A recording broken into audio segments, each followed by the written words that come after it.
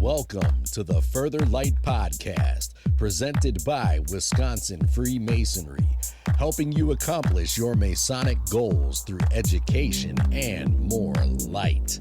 And now, I present to you Brother Chris Ludke.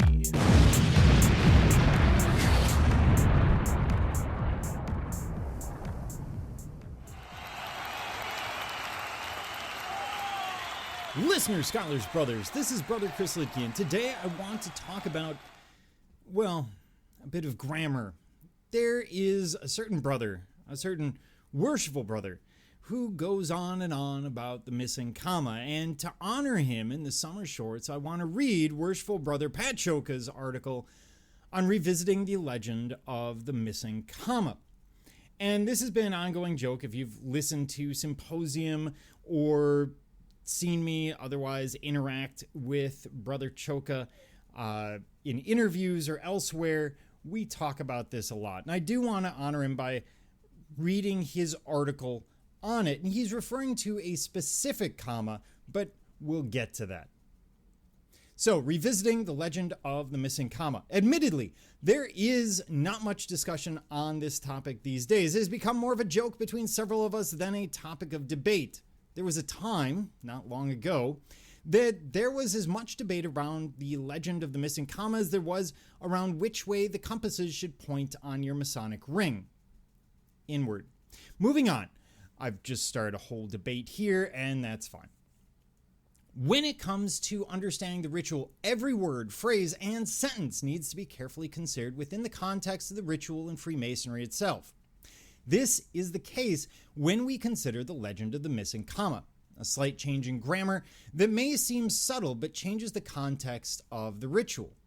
The Entered Apprentice degree, the first step in a Mason's journey, lays the foundation for understanding the fraternity's core principles. It is during this degree that the candidate is asked a fundamental question: what came you here to do? The purpose of the question is to determine the candidate's motivations for seeking admission into Freemasonry and sets a stage for his subsequent Masonic education. The answer to this question, however, is not the same across all jurisdictions. A seemingly minor grammatical distinction exists, giving rise to two distinct versions. Version 1, with comma, to learn, to subdue my passions, and improve myself in Masonry. Version 2, without comma, to learn to subdue my passions and improve myself in Masonry. At first glance, the difference seems minor, a small change in punctuation. However, this small difference can have a serious impact on the meaning of the ritual in a Mason's life.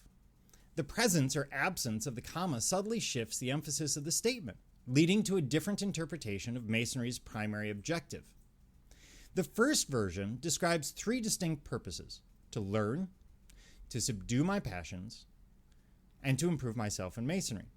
Placing a comma after learn makes it the Mason's primary goal, that the pursuit of knowledge is the Mason's chief priority. Subduing one's passions and improving in Masonry are secondary and only occur because the Mason's pursuit of knowledge. This version emphasizes the importance of pursuing that knowledge and the expansion of one's understanding of Masonic principles. The comma in this case acts as a divider, separating the act of learning from the subsequent application. The second version, by omitting the comma, indicates that the act of learning and subduing the passions is a single, unified purpose and indicates that the subduing of passions is something that is learned. A Mason learns how to subdue his passions, and it is through this process that he improves himself within the framework of Freemasonry. While learning remains an important part of this version, it is more focused on that Mason's ability to develop his moral character. The absence of the comma creates a closer link between learning and subduing passions, suggesting that they are intertwined and interdependent. Considering the legend of the missing comma, I cannot help but wonder, is the primary purpose of a Mason to acquire knowledge or to improve himself morally? The question has led to lively debates and diverse perspectives among Masons. Some have argued that including the comma aligns with Freemasonry's historical emphasis on the pursuit of wisdom. From this perspective, Freemasonry is a philosophical system, a continuation of the ancient traditions that sought to understand the secrets of the universe. The lodge becomes a classroom, a place where Masons come to study symbolism, discuss philosophy, and expand their understanding of the world and their place within it. That the pursuit of knowledge is a Masonic purpose. Others contend that omitting the comma underscores the speculative aspect of Freemasonry, focusing the Mason's efforts on developing his character. They see Freemasonry as a practical guide for living a moral and ethical life, a system of self-improvement that aims to enable the individual Mason to become a better man. From this perspective, the lodge becomes a workshop, a place where Masons work on themselves, striving to subdue their passions, overcome their flaws, and develop their moral character. The emphasis is on the application of moral principles in daily life. However, to frame this as an either-or proposition may be an oversimplification. In reality, both interpretations hold validity. And while the ritual of the Grand Lodge of Wisconsin does not, and according to my research never has, included the comma, the, quote, correct version may ultimately depend on the individual's perspective and understanding of Freemasonry itself. The purpose of knowledge and cultivation of virtue are not mutually exclusive, but rather complementary and interconnected aspects of Freemasonry. Learning provides the foundation for moral development, while moral development enhances one's ability to obtain and apply knowledge. Freemasonry encompasses both the intellectual and the moral, challenging its members to become both enlightened and virtuous. The entered apprentice question, regardless of the presence or absence of a comma, serves as a catalyst for this dual pursuit, prompting each Mason to embark on a lifelong journey of self-discovery and growth. Regardless of the presence or absence of a single comma, the entered apprentice question remains a powerful and enduring reminder of the core values of Freemasonry. It prompts every Mason to reflect on his personal motivations for joining and his ongoing commitment to self-improvement. The legend of the missing comma is more than a grammatical debate. It becomes a symbol of the rich tradition of Masonic thought and the interpretations that enrich the fraternity. It highlights the importance of understanding the smallest detail of Masonic ritual and the meaning that can be found within its seemingly simple phrases. It reminds us that Freemasonry is a fraternity that embraces both the pursuit of knowledge and the growth of character. It challenges its members to find his own path within the framework of the ritual. Again, this is The Legend of the Missing Comma by Worshipful Brother Pat Choka.